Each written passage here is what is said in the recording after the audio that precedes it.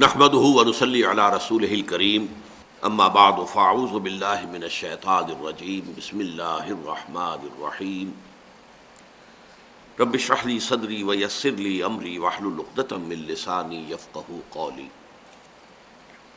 اللهم ربنا الهمنا رشدنا واعصمنا من شرور انفسنا اللهم ارنا الحق حقا وارزقنا اتباعه وارنا الباطل باطلا وارزقنا اجتنابه آمین یا رب العالمین۔ منہج انقلاب نبوی علی صاحب الصلاۃ والسلام کے ضمن میں جو گفتگو ان مجالس میں چل رہی ہے، اس میں ہم جہاں تک پہنچ چکے ہیں اسے ذہن میں تازہ کر لیں۔ انقلاب کے لفظی معنی کیا ہے؟ انقلاب کا اصطلاحی مفہوم کیا ہے؟ نمبر 2، انقلابات عالم میں انقلاب محمدی صلی اللہ علیہ وسلم کی کیا امتیازی شان ہے، اور ان امتیازی شانوں ہی کے حوالے سے یہ نتیجہ کہ اگر ہم یہ جاننا چاہیں کہ انقلابی عمل کسے کہتے ہیں، کیا پروسیس ہے ریولوشن کا، ٹرو ریولوشن، تو ہمیں سوائے اس کے کہ ہم سیرت النبی علیہ صاحب الصلاۃ والسلام کی طرف رجوع کریں، دنیا میں کوئی اور سورس اس کی نہیں۔ پھر ہم نے جنرلائز ٹرمینالوجی میں دینی اصطلاحات سے اجتناب کرتے ہوئے یہ سمجھنے کی کوشش کی ہے کہ کسی انقلاب کے مراحل کون کون سے ہوتے ہیں، اور میں نے عرض کیا تھا کہ میں نے وہ اخذ کیے ہیں سیرت النبی سے صلی اللہ علیہ وسلم، لیکن ابتداءً بیان انہیں جنرلائز ٹرمز میں کیا ہے تاکہ جو دینی اصطلاحات کے کچھ مفہوم جو محدود قسم کے ہیں وہ ذہنوں میں راسخ ہو چکے ہیں، ان سے ذرا ہٹ کر بات کھل کر سامنے آ جائے۔ پھر ہم نے اب اس خاکے میں سیرت النبی صلی اللہ علیہ وسلم کے حوالے سے رنگ بھرنا شروع کیا۔ تو ہماری بات جہاں تک پہنچ چکی ہے وہ یہ ہے کہ 4 جو اقدامات ہیں یا 4 مراحل ہیں سیرت النبی میں، ہم دیکھتے ہیں کہ پہلے 12 یا 13 برس کے جو آپ کے مکی دور کے ہیں، ان میں وہی 4 قدم جو ہیں وہی اٹھائے گئے، اور وہ سائیڈ بائی سائیڈ، وہ گنتی میں سمجھانے میں تو پہلا، دوسرا، تیسرا، چوتھا، اس حوالے سے ہم نے انہیں ایک نمبرنگ کی ہے ان کی، لیکن وہ سائملٹینیس تھے، بیک وقت وہ اعمال جاری تھے۔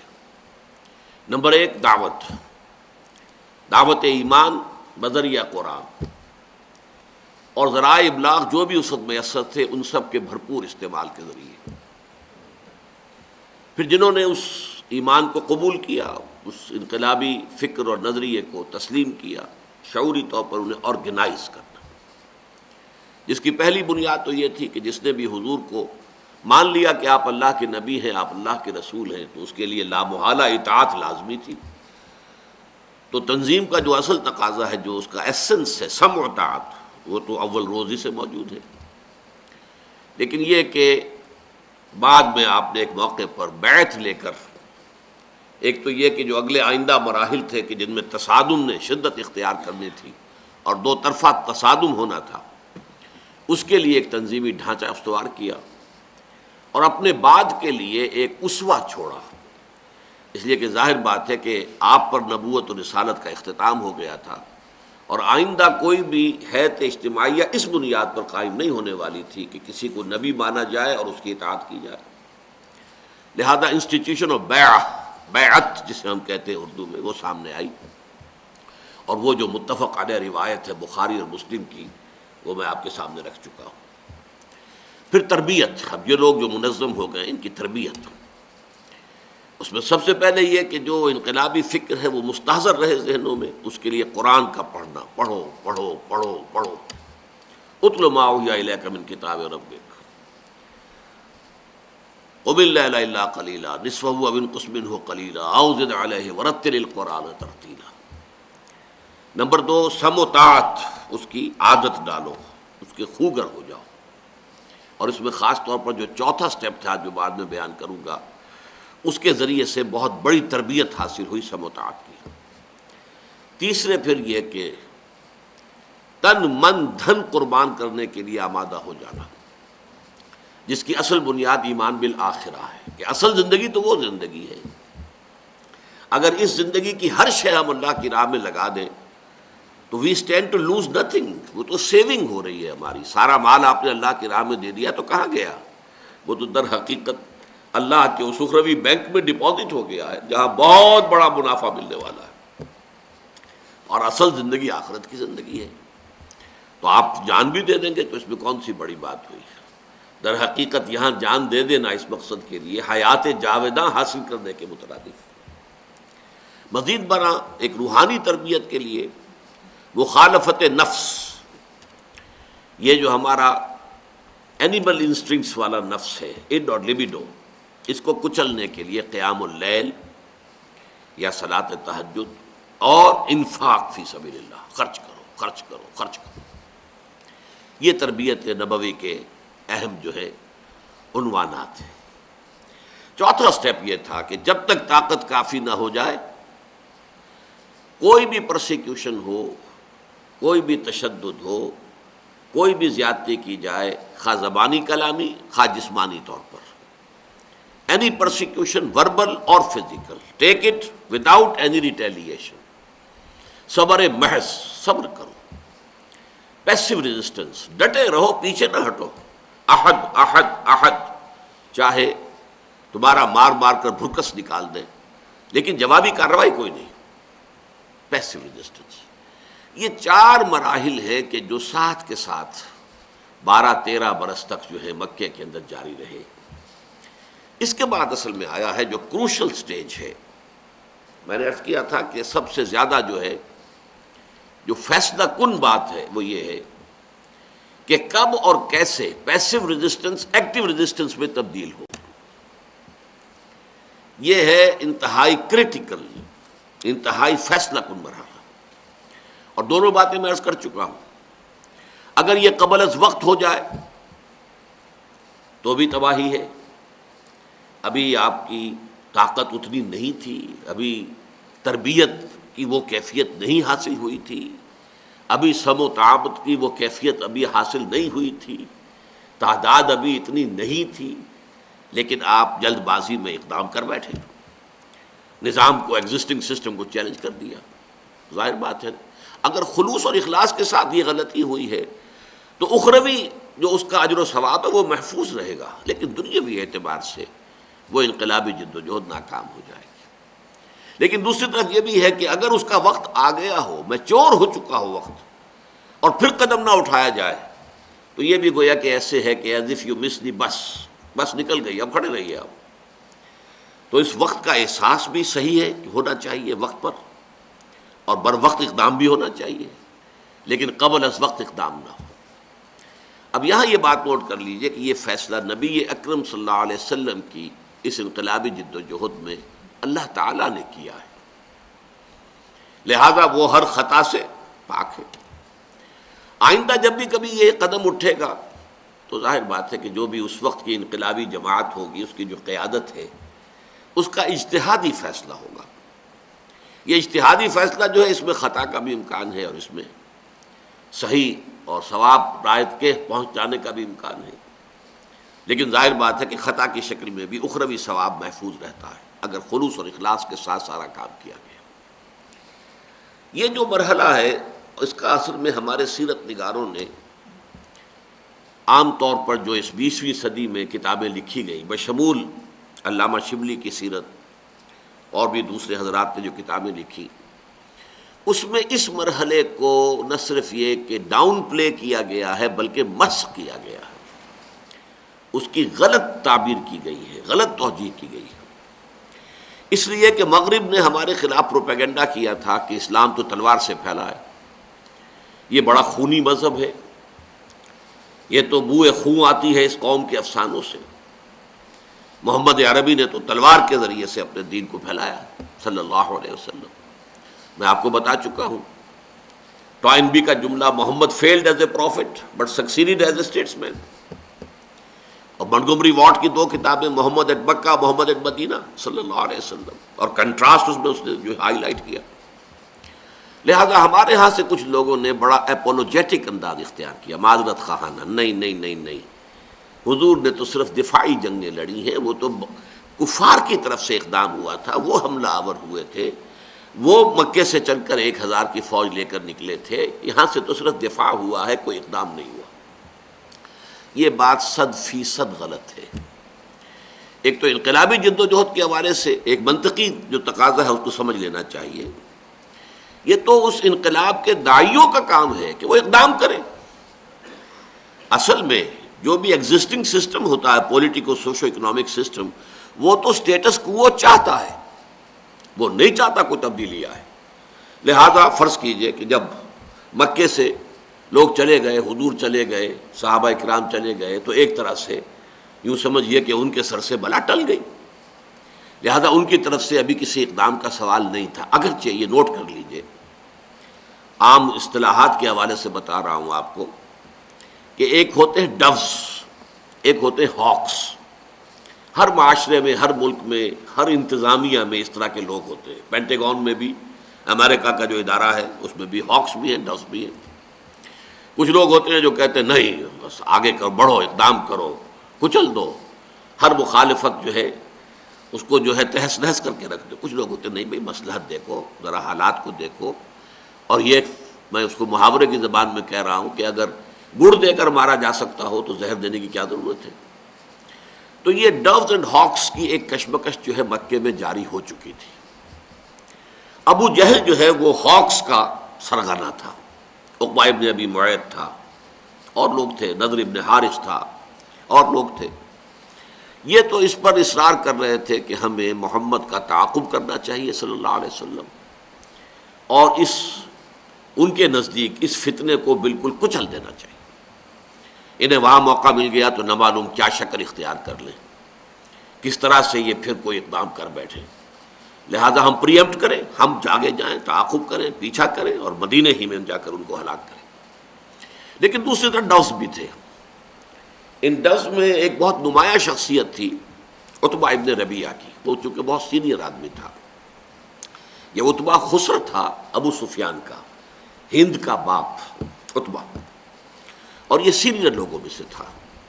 چنانچہ جب حضور پر آغاز ہی ہوا تھا وحی کا، اور پہلا ایک ریئیکشن لوگوں کا یہ تھا جو میں بیان کر چکا ہوں کہ شاید کوئی آسیب کا اثر ہو گیا محمد پر صلی اللہ علیہ وسلم، یا یہ کہ کوئی ان کا چلہ جو ہے وہ الٹا پڑ گیا ہے، اور ان کا دماغی توازن جو ہے وہ خراب ہو گیا ہے، مجنون جب کہا گیا۔ تو اس شخص نے آ کر ایک دفعہ کہا تھا حضور سے، بھتیجے میرے تعلقات بہت سے عاملوں کے ساتھ ہیں، اگر واقعی کوئی بدروح تم پر مسلط ہو گئی ہے تو مجھے بتاؤ، میں تمہارا علاج کرا دوں۔ مطلب اس طرح کا آدمی تھا، ایک بزرگ شخصیت، اور یہ ڈوز میں سے تھا۔ اس کے ساتھ ہی حکیم بن حزام جیسی شخصیت بھی تھی رضی اللہ تعالیٰ عنہ، بعد میں وہ ایمان لے آئے، اس وقت تک ایمان نہیں لائے تھے۔ وہ حضرت خدیجہ الکبریٰ رضی اللہ تعالیٰ عنہا کے قریبی اعزاء میں سے تھے، بہت شریف النفس انسان تھے، یہی وجہ ہے بعد میں وہ ایمان بھی لے آئے۔ تو اس طرح کے لوگ تھے، وہ کہتے تھے کہ دیکھو بھائی بلا تمہارے سر سے ٹل گئی۔ اب یہ ہے کہ محمد جو ہے، یہ عتبہ کی بات ہے اور بڑی گہری بات ہے، معلوم ہوتا ہے کہ بہت بڑا اسٹیٹس مین تھا۔ اس نے کہا کہ اب محمد وہاں جا کر بھی نچلے تو بیٹھنے والے نہیں ہیں صلی اللہ علیہ وسلم، وہاں پر یہی کشاکش اور کشمکش شروع ہو جائے گی جو یہاں ہے۔ تو گویا کہ اب محمد کا مقابلہ ہوگا بقیہ عرب سے۔ اب اس تصادم میں، اس مقابلے میں اگر محمد پورے عرب پر غالب آ جائیں صلی اللہ علیہ وسلم تو ہمیں کیا نقصان ہے بھائی؟ وہ ہمارا قرشی بھائی ہے نا۔ گویا کہ قریش کی باضابطہ حکومت پورے عرب پر قائم ہو جائے گی، اور اگر عرب محمد کو ختم کر دے صلی اللہ علیہ وسلم اور ان کے ساتھیوں کو، تو جو تم چاہتے ہو وہ ہو جائے گا، بغیر اس کے کہ تم اپنی تلواروں کو اپنے بھائیوں کے خون سے آلودہ کرو۔ آخری اپنے بھائی ہیں نا۔ ابو بکر کون ہے؟ بنی تیم کے ایک فرد ہیں، قریش قرشی ہیں۔ عمر کون ہے؟ بنو عدی کے ایک فرد ہیں، قرشی ہیں۔ محمد خود کون ہے؟ بنو ہاشم میں سے ہیں، ان کے ساتھ حمزہ ہیں، کون ہے؟ عبد المطلب کے بیٹے ہیں۔ یہ ہمارے اپنے بھائی بند ہیں، تو ہم اپنی تلواریں جو ہیں ان کے خون سے رنگین کریں، کیا فائدہ؟ اگر یہی کام آن اور بہاف بقیہ عرب کر دیں فبہا، اور اگر کہیں محمد غالب آ جائے تو مطلب کیا ہوگا کہ قریش کی حکومت جو ہے وہ پورے عرب پر قائم ہو جائے گی۔ یہ کنٹروورسی ابھی چل رہی تھی، کہ اقدام جو ہے وہ محمد عربی صلی اللہ علیہ وسلم کی طرف سے ہو گیا. یہ حصہ ہے تاریخ کا کہ جسے چھپایا گیا ہے، کتمان کیا گیا ہے. چنانچہ مولانا شبلی نے اس کو بہت ہی کہیں حاشیے میں کوئی تھوڑا سا دے دیا ہے، ورنہ یہ اہم ترین حصہ جو ہے اس کو انہوں نے یہ کہ چھپانے کی کوشش کی ہے کہ کہیں یہ بات سامنے نہ آ جائے کہ پہل حضور کی طرف سے ہوئی ہے. اقدام جو بھی باہم پھر جنگوں کا سلسلہ شروع ہوا اس میں اقدام محمد کی طرف سے ہوا صلی اللہ علیہ وسلم. اگر یہ بات ثابت ہو جاتی ہے تو مغرب کے ہمارے اوپر جو اعتراضات ہیں وہ پھر گویا کہ صحیح ثابت ہو جائیں گے، ہمارے پاس کوئی توجیہ جو ہے باقی نہیں رہے گی. لیکن واقعہ کیا ہے وہ اب میں آپ کے سامنے رکھتا ہوں. حضور جب ہجرت فرما کر مدینہ تشریف لے آئے، یہ ربیع الاول سن 1 ہجری شمار ہوتا ہے. اس کے بعد آپ نے 6 مہینے لیے ہیں صرف. کس چیز کے لیے؟ اسے میں اب جدید اصطلاح میں کہہ رہا ہوں internal consolidation of his position at Medina. اب نئے نئے آئے ہیں مدینے میں، نئے نئے مہاجرین آئے ہیں یہاں پر. یہاں جب تک کہ اپنی جگہ مستحکم نہ ہو جائے، پوزیشن مضبوط نہ ہو جائے، تو کوئی اقدام جو ہے وہ غلط ہوگا. باہر کی طرف رخ کرنے سے پہلے اندرونی استحکام ضروری ہے. تو یہ بڑی عمدہ ایک ریلیشن شپ قائم ہوتی ہے کہ 6 مہینے اور 3 کام. پہلا کام مسجد نبوی کی تعمیر، ایک مرکز وجود میں آ گیا. اب یہ نماز کے لیے بھی ہے، عبادت گاہ بھی ہے، یہی دار الندوہ بھی ہے، باہمی مشاورت کے لیے ہے، یہی گویا کہ سوشل سینٹر ہے، یہی پر مسلمانوں کا جو ہے تعلیم کا اور تدریس کا نظام جاری ہے. یہ سارا معاملہ، وہ خانقاہ بھی ہے، وہ دارالعلوم بھی ہے، اور وہ دارالحکومت بھی ہے، پارلیمنٹ ہاؤس بھی ہے، شورا بھی ہے، سب کچھ ہے. تو مرکز ایک کام. دوسرا کام، یہ جو 2 عناصر اب مدینے میں جمع ہو گئے، ایک پرانے جو یہاں کے رہنے والے تھے اوس اور خزرج جو ایمان لے آئے، اور ایک ادھر سے جو مہاجرین آئے ہیں. ظاہر بات ہے کہ قبیلے علیحدہ ہیں، اور اس زمانے میں تو 350 برس کا فاصلہ بہت بڑا، 350 میل کا فاصلہ بہت بڑا فاصلہ تھا. ان کے درمیان کوئی قرب تھا ہی نہیں. ویسے بھی پیشے کے اعتبار سے وہ تجارت پیشہ اور یہ زراعت پیشہ، ہر اعتبار سے مختلف، روایات مختلف. لیکن ان کو انٹیگریٹ کرنا کہ یہ ایک آرگینک ہول بن جائے، وحدت. ان کے اندر جو ہے یہ اختلاف جو ہے کہیں کسی موقع پر کہیں کمزوری کی ایک سورس نہ بن جائے. چنانچہ تاریخ انسانی کا وہ واقعہ جس کی کہ واقعتاً کہ کوئی نظیر پوری تاریخ نہیں دے سکتی، مواخات جو بین المہاجرین والانصار ہوئی ہے. مہاجرین میں سے ایک، انصار میں سے ایک، بھائی بھائی قرار دے دیا حضور نے. اور پھر اس درجے ہوا ہے معاملہ کہ جو انصاری صحابی تھے ان میں سے اگر کسی کی دکان تھی، اس نے اپنی دکان کے بیچ میں دیوار کھڑی کر دی، لو بھائی آدھی تمہاری آدھی میری، یہاں تم بیٹھ کے کاروبار کرو. محمد نے صلی اللہ علیہ وسلم تمہیں میرا بھائی بنایا. مکان تھا، مکان میں بیچ میں دیوار کھڑی کر دی، یہ تمہاری رہائش کے لیے، یہ میری رہائش ہے. یہاں تک کہ ایک انصاری صحابی اپنے مہاجر بھائی کو گھر لے گئے. ان کی 2 بیویاں تھیں، اور پردے کے احکام تو نہ آئے تھے، نہ پردہ وہاں کہیں تھا. عرب میں کوئی پردے کا رواج تھا ہی نہیں. گھر میں لے گئے سیدھے، کہا یہ 2 بیویاں میری، ان میں سے جو تمہیں پسند ہو تم اشارہ کر دو، میں طلاق دے دوں گا، تم شادی کر لو. میں یہ برداشت نہیں کر سکتا کہ میرا گھر تو آباد ہو اور میرے بھائی کا، جسے کہ اللہ کے رسول اور نبی نے میرا بھائی قرار دیا ہے، اس کا گھر آباد نہ ہو. یہ ہے وہ انٹیگریشن، ایک بنیان مرصوص بنانے. اگرچہ ہمیں معلوم ہوتا ہے تاریخ میں بعد میں بھی کبھی کبھی منافقین کی سازش سے کو رکھنے سے پڑ جاتے تھے. وہ پرانی روایات ان کے حوالے سے مہاجرین اور انصار میں، انصار کے دونوں قبیلوں میں کبھی کبھی ایک چپقلش میں ابھر آتی تھی. لیکن یہ کہ بائی اینڈ لارج جس کو ہم کہیں گے وہ یہ کہ اس طریقے سے انہیں یکجان 2 پیکر بنا دیا ہے کہ معلوم ہوتا ہے جیسے کہ ایک آرگینک ہول ہے. نمبر 3، اور یہ وہ شے ہے جسے منٹگومری واٹ نے بہت بڑا خراج تحسین ادا کیا ہے. حضور کی اسٹیٹس مین شپ، اس کو بہت بڑا خراج تحسین. آپ نے جو 3 قبیلے وہاں یہود کے آباد تھے انہیں معاہدوں میں جکڑ لیا۔ یہ میثاق مدینہ کیا تھا؟ اس سے خامخواہ آج کل کچھ لوگ جو ہیں وہ ایک مخلوط قومیت کے لیے دلیل کے طور پر پیش کرتے ہیں۔ وہ ایک حضور کی انقلابی جد و جہد کے ایک مرحلے پر ایک اقدام تھا، اور یہ اقدامات تو بدلتے رہے۔ کسی موقع پر حضور نے صلح کی، کسی موقع پر صلح کی پیشکش جو ہے ٹھکرا دی۔ تو یہ تو در حقیقت اس انقلابی عمل میں کس وقت کس چیز کا تقاضا ہے، کس وقت کون سی شے مصلحت میں ہے، اس سے طے ہوتا ہے۔ بہرحال اس کا جو اصل اس انقلابی جد و جہد میں مقام ہے وہ یہ ہے کہ یہ میثاق مدینہ در حقیقت جوائنٹ ڈیفنس آف مدینہ کی شکل اختیار کر گیا کہ اگر مدینے پر حملہ ہوگا، یہ ہے اس کا کرکس، اصل شے، تو ہم ایک امت کی حیثیت سے دفاع کریں گے۔ باقی معاملات اپنے اپنے ہیں، مذہبی معاملات ہیں، یہ ہیں وہ ہیں، سب جو ہیں اپنی ذمہ داریاں ادا کریں گے۔ مقدمات قتل کے ہوں گے تو اپنی اپنی دیت، اپنی اپنی چیزیں ادا کریں گے، یہ سارا اپنی جگہ رہے گا۔ لیکن اگر حملہ ہو جاتا ہے مدینے پر، گویا کہ وہ جو ہاکس کی بات ہو رہی تھی مکے میں، اس کے لیے بھی حضور نے خود ہی پیش بندی کر لی کہ اگر وہ ہاکس جو ہے if they get the upper hand اور قریش آ کر مدینے پر چڑھائی کرتے ہیں، تو ایسا نہ ہو کہ پھر یہ یہودی جو ہے علیحدہ ہو کر کھڑے ہو جائیں یا ان کا ساتھ دے دیں۔ تو جوائنٹ ڈیفنس آف مدینہ کا پیکٹ کیا ہے ان کے ساتھ۔ یہ بہت اہم معاہدہ تھا۔ یہ 3 کام حضور نے کیے جن کا حاصل، میں نے وہ اصطلاح پہلے استعمال کر دی ہے، internal consolidation of his position at Medina. مدینہ منورہ میں اپنی حیثیت کو مستحکم کرنا۔ اور آپ نوٹ کیجئے 7ویں مہینے سے آپ نے اقدام شروع کر دیا، ایکٹیو ریزسٹنس۔ وہ اقدام کیا تھا؟ آپ نے پے بپے چھوٹے چھوٹے دستے بھیجنے شروع کیے۔ وہ جو کیروان روٹس تھے، تجارتی قافلوں کے راستے، یہ میں بیان کر چکا ہوں کہ قریش کی خوشحالی کا اصل سبب کیا تھا؟ یہ ایسٹ اینڈ ویسٹ ٹریڈ کے درمیان لنک بن گئے تھے۔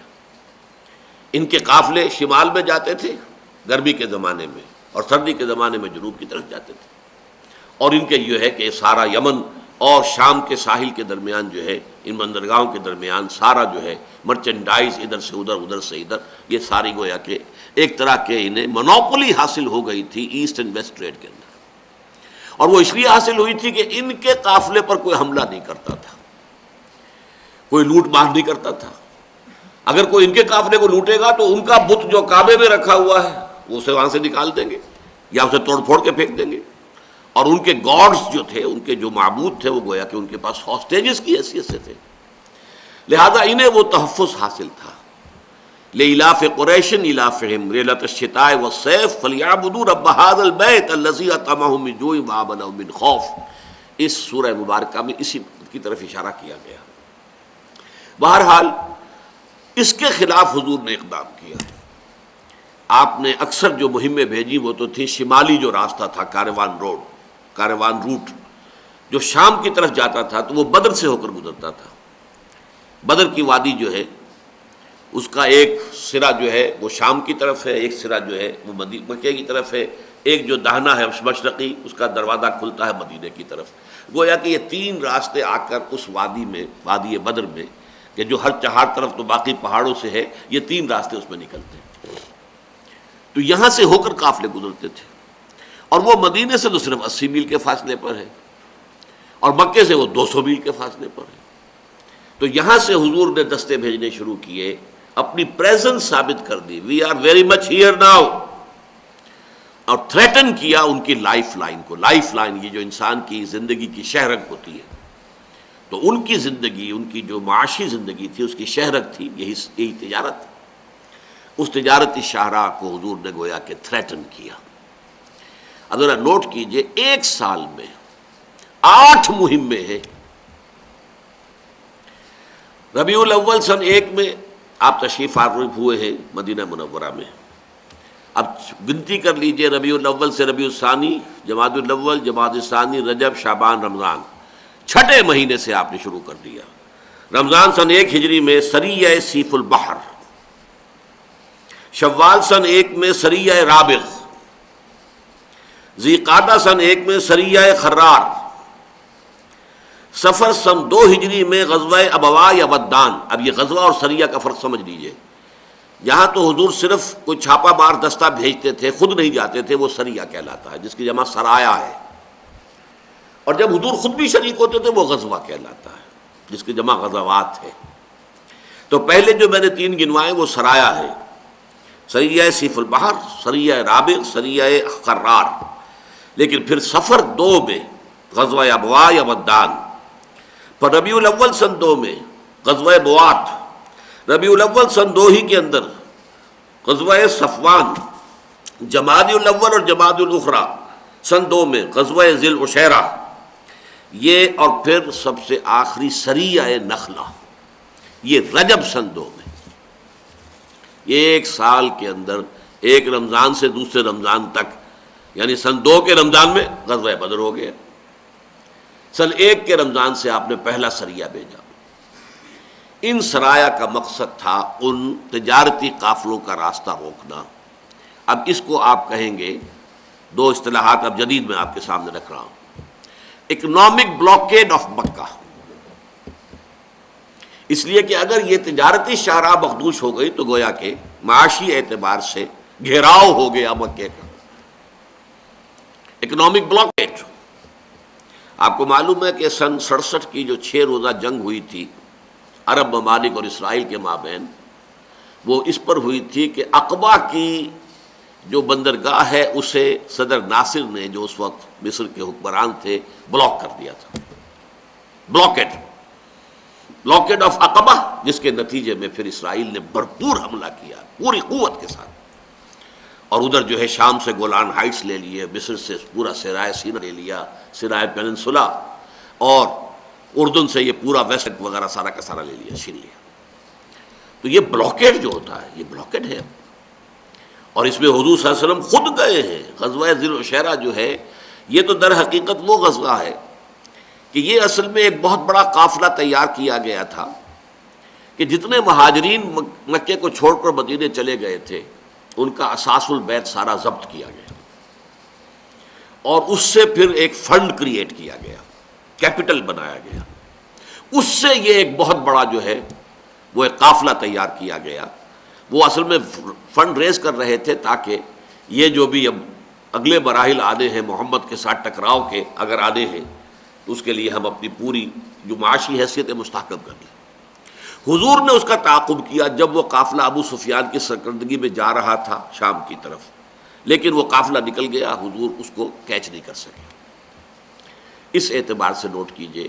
لیکن جب یہ قافلہ واپس آ رہا تھا، اب حضور صلی اللہ علیہ وسلم نے مدینے میں مشورہ کیا کہ ہمیں اس قافلے کا راستہ روکنا ہے. یہ رمضان سن 2 کا واقعہ ہے. چنانچہ مدینے سے آپ نکلے ہیں، اور مدینے سے آپ نکلے کسی جنگ کا کوئی ابھی احتمال تھا ہی نہیں، نہ یہ معلوم تھا کہ مکے کی طرف سے کوئی فوج جو ہے وہ تیار ہو کر نکل رہی ہے. وہ تو یہی تھا کہ جیسے ہم نے پہلے قافلوں کے راستے روکے تھے اس کا راستہ روکنا ہے. اسی لیے وہاں سے لوگ جو ہے بغیر ہتھیاروں کے ساتھ آ گئے. اس سے پہلے تمام سرایا میں اور جو بھی حضور نے بھی جو غزوات میں حصہ لیا تو صرف یہ ایک بالکل ایکسکلوسیولی مہاجر فینومینن تھا، اس میں کوئی انصاری شریک نہیں ہوا تھا، باقی سب مہاجرین تھے. یہ پورے کے پورے جو بھی میں نے آپ کو گنوائے ہیں 8 کے 8 جو مہمیں ہیں، جن میں سے 4 سرایا ہیں اور 4 غزوات ہیں. لیکن اس موقع پر کچھ مدینے کے جو انصار ہیں وہ بھی ساتھ شامل شریک ہو گئے کہ بہت بڑا قافلہ آ رہا ہے، بہت لدا پھندا ہے، بہت مال اس کے اندر مال تجارت ہے. ظاہر بات ہے قافلے کے ساتھ محافظ کتنے ہوتے ہیں، 30 40 50، تو ہم آسانی سے اوور پاور کر کے تو اور بہت بڑی جو ہے ہمیں غنیمت حاصل ہو جائے گی. تو بہت سے لوگ ساتھ ہو گئے. اس وقت تک جنگ کی کوئی پوزیشن سامنے تھی نہیں. یہ میں پھر اس کے بعد بیان کروں گا. جب آرمڈ کانفلکٹ شروع ہوا ہے تو یہ در حقیقت غزوہ بدر ہوا کیسے ہے.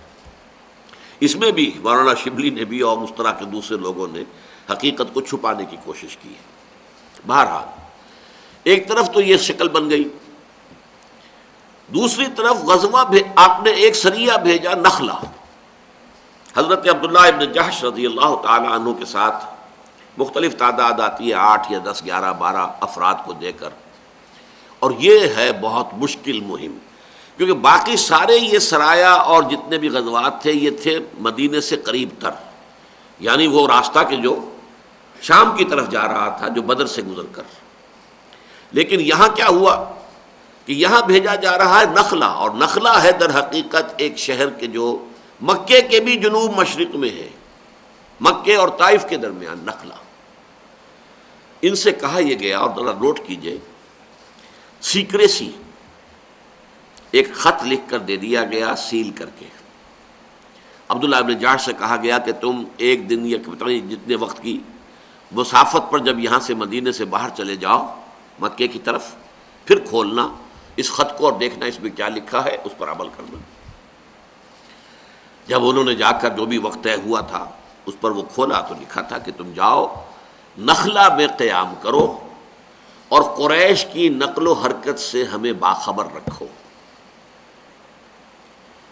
اب خط جب انہوں نے پڑھا تو ان کے ایک دفعہ تو ہاتھوں کے طوطے اڑ گئے، یہ تو بڑا مشکل کام ہے، یعنی مدینے سے تو ہم ہو جائیں گے کوئی 300 میل سے بھی زائد دور، مدینے سے کسی کمک کے آنے کا سوال نہیں، واپس بھاگ کر مدینے پہنچنے کا آسانی سے جو ہے امکان نہیں، اور مکے کے ہم قریب ہوں گے، مکے سے ہمارے اوپر جو ہے کوئی بہت بڑا اقدام ہو سکتا ہے، اور ہماری نفری بہت چھوٹی سی ہے، یہ 10 12 یا 8 10 آدمی کیا کریں گے؟ تو حضرت عبداللہ ابن جہش نے کہا اپنے ساتھیوں سے کہ بہرحال میں تو اس کا جو بھی حکم ہے مجھے کرنا ہے اور مجھے جانا ہے، آپ میں سے اگر کوئی واپس جانا چاہے تو چلا جائے۔ سب نے کہا نہیں، ہم ساتھ رہیں گے، جو حکم ہے حضور کا اس پر عمل کریں گے۔ یہ نخلا میں جا کے مقیم ہو گئے۔ وہاں سے ایک قافلہ گزرا، وہ مختصر سا قافلہ، اس میں مال تجارت بھی تھا، چند لوگ ساتھ تھے۔ اب کیا شکل ہوئی ہے، کیسے مٹ بھیڑ ہو گئی ہے کہ انہوں نے حملہ کیا، ایک جو مشرک مکے کا تھا ان کے ہاتھوں مارا گیا، اور غالباً 1 یا 2 کو یہ قیدی بنا کر ساتھ لے آئے، اور قافلے کا جو مال تھا وہ مال غنیمت کے طور پر لے آئے۔ تو حضور نے اظہار ناراضگی فرمایا کہ دیکھو میں نے تمہیں جنگ کرنے کی اجازت نہیں دی تھی، میں نے تو کہا تھا کہ صرف وہاں پر مقیم رہو اور ہمیں قریش کی نقل و حرکت سے مطلع کرتے رہو۔ یہ تم نے خود آگے بڑھ کر کام کیا، آپ نے وہ مال غنیمت بھی قبول نہیں کیا، لیکن کوئی سزا بھی نہیں دی، اس لیے کہ ظاہر بات ہے کہ یہ صورتحال کیسے ڈیولپ ہو گئی، اچانک ہو گیا، اور چونکہ واضح طور پر روکا بھی نہیں گیا تھا کہ جنگ ہرگز نہیں کرنی، کسی صورت میں نہیں کرنی، لہذا ایسا نہیں تھا کہ اس میں کوئی معصیت ہو گئی ہو، کسی حکم کی خلاف ورزی ہو گئی، سزا بھی نہیں دی۔ لیکن اب اس کا آپ تصور کیجئے کہ وہ جو باقی لوگ بھاگے گئے وہاں پر مکے کے اندر، انہوں نے شور مچا دیا کہ محمد کے آدمیوں نے ہمارا ایک آدمی مار دیا، ہمارا قافلہ لوٹ لیا۔ اب اس سے آپ خود اندازہ کر سکتے ہیں کہ وہاں ہاکس کی جو ہے ان کو تقویت حاصل ہو گئی، اور ڈوز کی بات کمزور پڑ گئی۔ اب تو اقدام محمد نے کر دیا، بھائی ہمارا آدمی مار دیا، پہلے ہم نے تو کوئی اقدام کیا نہیں، ہم نے ان کا کوئی آدمی نہیں مارا، ہم نے کچھ نہیں کیا، اور انہوں نے اقدام کیا۔ اور اس میں یہ بھی ہو گیا تھا کہ یہ رجب کا معاملہ تھا، اور یہ کہ ابھی وہ اشہر حرم جو ہیں وہ باقی تھے، اسی میں یہ واقعہ ہو گیا۔ تو گویا کہ حضور کے آدمیوں نے اشہر حرم کی بھی بے حرمتی کر دی، یک نہ شد دو شد، 2 کام ہو گئے، ایک تو ہمارا آدمی مار دیا اور ہمارا قافلہ لوٹ لیا، اور ایک یہ کہ اشہر حرم کی بے حرمتی کی ہے، اس میں لڑائی کی ہے۔ یہ چیز بہت کافی تھی مکے میں وار کرائی کے لیے، کہ ایک جنگ کے لیے جو ہے ندا اور صدا اور غلغلہ بلند ہو جائے۔ اسی موقع پر ایک اور معاملہ ہو گیا۔ ابو سفیان جو قافلہ لے کر گئے تھے، اور ان کے علم میں تھا کہ محمد اور ان کے ساتھیوں نے صلی اللہ علیہ وسلم رضی اللہ تعالیٰ عنہ میرا پیچھا کرنے کی کوشش کی ہے، میں نکل آیا ہوں، لیکن یقیناً جب میں واپس جاؤں گا تو دوبارہ یہی صورتحال پیش آ سکتی ہے۔ لہذا انہوں نے ایک تو SOS کال بھیج دی مکے، ایک آدمی کو دوڑایا، بھاگو جاؤ، اور جا کر مکے میں چیخ و پکار بلند کرو کہ دوڑو دوڑو، اپنے قافلے کی حفاظت کرو، محمد اور اس کے آدمی صلی اللہ علیہ وسلم رضی اللہ تعالیٰ عنہ اجمعین وہ قافلے پر حملہ کرنے والے۔ اس سے وہ وار کرائی جو ہے، اب وہ تو ظاہر بات ہے کہ معاملہ بہت ہی زیادہ نزاکت والا ہو گیا۔ اگرچہ ابو سفیان نے ایک اور حکمت عملی یہ برتی کہ ادھر تو یہ SOS کال بھیج دی، ادھر یہ کہ راستہ بدل دیا، وادی بدر میں داخل ہی نہیں ہوئے، بلکہ وہ پہاڑ کے دوسری طرف جو تہامہ کا علاقہ کہلاتا ہے، یہ حجاز جو ہے، حجاز کو حجاز اس لیے کہتے ہیں کہ یہ پہاڑی علاقہ، پہاڑی دیوار حائل ہے گویا کہ شمالاً جنوباً یہ حجاز چلتا ہے، لیکن اس پہاڑی سلسلے سے لے کر اور ساحل تک، بحیرہ قلزم کا جو ساحل ہے ریڈ سی کا، اسے تہامہ کہتے ہیں، یہ میدانی علاقہ ہے۔ تو بجائے اس کے کہ وہ اس راستہ دیتے، لمبا تو ہو گیا، لیکن یہ کہ وہ ساحلی راستہ اختیار کر کے اپنے قافلے کو بچا کے بھی لے گئے، لیکن وہاں جو وار کرائی پہنچ چکی تھی، اس کے نتیجے میں پھر 1000 کا لشکر وہاں تیار ہوا ہے۔ یہ گویا کہ ریٹیلیشن ہے، یہ جو بھی حضور کی طرف سے اقدام ہوا ہے، اور اقدام کے لیے ایک لفظ تو میں نے پہلے آپ کو بتایا تھا، اکنامک بلاکیڈ آف مکہ، اس کے ساتھ ایک دوسرا لفظ، دوسری اصطلاح بھی نوٹ کر لیجئے، پولیٹیکل آئسولیشن آف قریش۔ حضور جب غزوات میں گئے، جہاں گئے اس علاقے کے قبیلے سے آپ نے صلح کی، کو معاہدہ کیا۔ یہ سارے کے سارے پہلے جو ہے قریش کے تابع تھے، قریش کے حلیف تھے۔ یہ میں آپ کو پہلے بتا چکا ہوں کہ اگرچہ کوئی فارمل حکومت جزیرہ نماء عرب میں نہیں تھی، لیکن یہ ہے کہ بے تاج بادشاہ کی حیثیت جو ہے وہ قرشیوں کو حاصل تھی خانہ کعبہ کی وجہ سے، لہذا سارے کے سارے قبائل گویا کہ قریش کے تابع تھے۔ لیکن حضور نے کسی سے مصالحت کر لی، صلح کر لی، تو اب گویا کہ قریش کے مقابلے میں حضور کا zone of influence, political influence بڑھ گیا، قریش کا گھٹ گیا۔ پہلے وہ حلیف تھے قریش کے، اب حلیف ہو گئے محمد کے صلی اللہ علیہ وسلم۔ یا بعض نے یہ کہا کہ صاحب ہم تو نیوٹرل رہیں گے، ہم نہ قریش کی مدد کریں گے آپ کے خلاف، نہ آپ کی مدد کریں گے قریش کے خلاف۔ ٹھیک ہے، اس سے بھی ظاہر بات ہے کہ zone of influence, political influence of Quraysh diminished, اب وہ جو ہے نیوٹرل ہو گئے، اب ان کے ساتھی نہ رہے، حلیف نہ رہے۔ تو یہ ہے اصل میں پیسو ریزسٹنس کے بعد ایکٹیو ریزسٹنس کا جو 1 سال ہے حضور کا، یعنی یوں سمجھیے کہ رمضان سن 1 سے شروع ہو کر اور رمضان سن 2 ہجری کے درمیان کا جو 1 سال ہے، جس میں یہ 8 مہمیں ہیں، 4 سرایا ہیں اور 4 غزوات ہیں، یہ در حقیقت ایکٹیو ریزسٹنس، جو میں نے کہا تھا کہ نظام کو چھیڑے تو وہ پوری طاقت کے ساتھ ریٹیلیٹ کرے گا۔ جیسے کہ گاندھی نے نمک بناؤ تحریک شروع کی، پرماتما کا سمندر ہے، پرماتما نے اس میں نمک پیدا کیا ہوا ہے، ہم تو پرماتما کے سمندر سے پرماتما کا پیدا کیا ہوا نمک نکالنے جا رہے ہیں۔ ہم نے تو کسی کو کچھ نہیں کہا، ہم نے برطانیہ کے خلاف کوئی بغاوت نہیں کی، کچھ نہیں کیا، لیکن اس کے معنی کیا تھے؟ ایکسائز ڈیوٹی تھی اس پر، تو گویا کہ آپ نے taxation policy of British India اسے چیلنج کر دیا۔ تو نظام جو ہوتا ہے پولیٹیکل سوشو اکنامک سسٹم، وہ تو ایک آرگینک ہول ہوتا ہے، جیسے انسانی جسم ہے، کوئی اگر یہاں پر زخم لگے گا تو درد آپ کو محسوس ہوگا، جسم کے کسی حصے میں کوئی نقص ہو، وہ پورا کا پورا جسم جو ہے، حدیث کے الفاظ بھی ہیں، یہ پورا کا پورا جسم جو ہے وہ بخار میں اور جاگ کر جو ہے اس درد کو محسوس کرتا ہے۔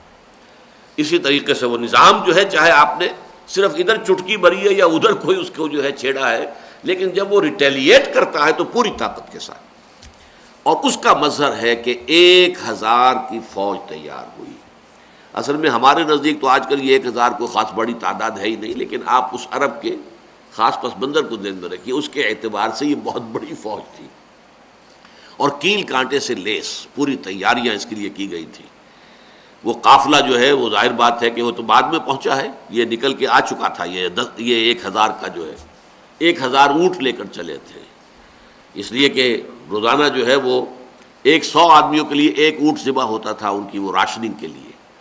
پھر یہ کہ 100 گھوڑوں کا ایک جو ہے رسالہ بھی ساتھ تھا، بڑی تیاری کے ساتھ، دھوم دھڑکے کے ساتھ، اور تقریباً شور، بالکل یقین کہ اب ہم ختم کر کے آئیں گے، اب تو یہ ہماری اتنی بڑی طاقت ہے۔ محمد کی کیا مجال اور ان کے ساتھیوں کی صلی اللہ علیہ وسلم رضی اللہ تعالیٰ عنہ مجمعین، وہ کہاں کھڑے رہ سکتے ہیں اس طاقت کے مقابلے میں؟ لہذا ابو جہل نے پہلے ہی کہہ دیا تھا یہ یوم الفرقان ہوگا، اس میں طے ہو جائے گا کہ اللہ کس کے ساتھ ہے۔ دیکھیے نوٹ کیجئے اس کو، اللہ کو وہ مانتے تھے، میں پہلے بھی آپ کو بتا چکا ہوں، اللہ کے وہ منکر تو نہیں تھے، اللہ کے ساتھ کچھ چھوٹے معبود مانتے تھے، لیکن بڑا معبود تو اللہ ہی تھا ان کے نزدیک بھی.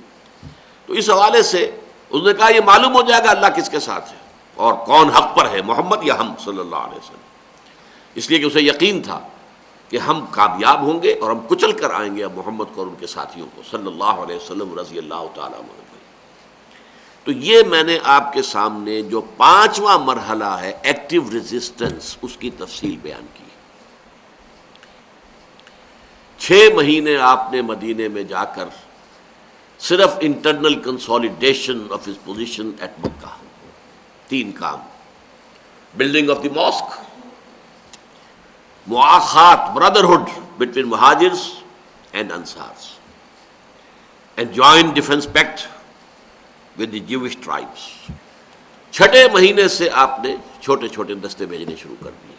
یہ تفاصیل اب جو سیرت کی کتابیں لکھی جا رہی ہیں ان میں الحمدللہ بہت نمایاں ہو کر یہ بات آ رہی ہے، جس سے بات ثابت ہوتی ہے کہ دین کو غالب کرنا تو آپ کا مقصد بعثت تھا. آپ کوئی جو ہے جس کو کہ یہ ہمارے مغربی مورخین لکھتے ہیں ہجرت کو فلائٹ ٹو مدینہ، فلائٹ ہوتا ہے فرار، جان بچا کر بھاگنا. It was not a flight, یہ تو اصل میں ایک آلٹرنیٹ بیس کی طرف. اگر یہاں پر ہم اپنا کام آگے نہیں بڑھا سکتے تو اللہ تعالیٰ ہمیں کوئی آلٹرنیٹ بیس عطا کر دے تاکہ ہم وہاں سے اپنے آفینسو کو لانچ کر سکیں. لبریٹ کرنا اس خانہ کعبہ کو، اس کے اوپر مشرکین کا تسلط. یہ تو ابراہیم اور اسماعیل نے توحید کا مرکز بنایا تھا علیہ الصلوۃ والسلام، اور آج یہ شرک کا اڈا بن گیا ہے. اس کی لبریشن، اللہ کے دین کا غلبہ بھیجا ہی اس لیے ہے. هو الذی ارسل رسولہ بالہدی ودین الحق لیظہرہ علی الدین کلہ. تو حضور جو مدینے گئے تھے وہ وہاں کے نخلستانوں کی ٹھنڈی چھاؤں میں آرام کرنے کے لیے تو نہیں گئے تھے.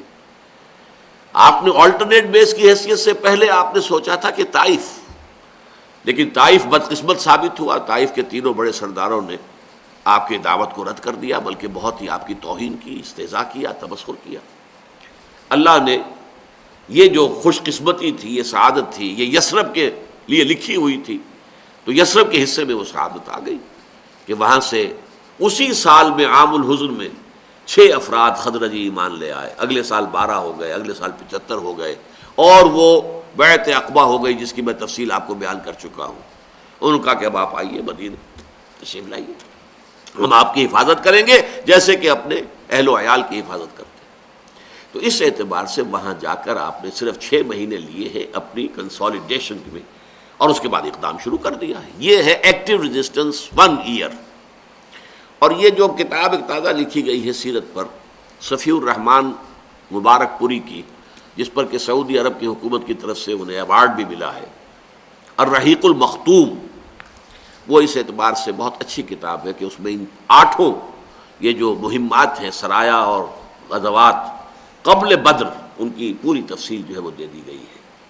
بہرحال اس کا نتیجے میں ظاہر ہے کہ پھر وہ 6th and final stage, that is armed conflict, شروع ہو گیا. یہ رمضان سن 2 ہجری سے غزوہ بدر سے اس کا آغاز ہو گیا. اقول قولی ھذا واستغفر اللہ لی ولکم ولسائر المسلمین والمسلمات.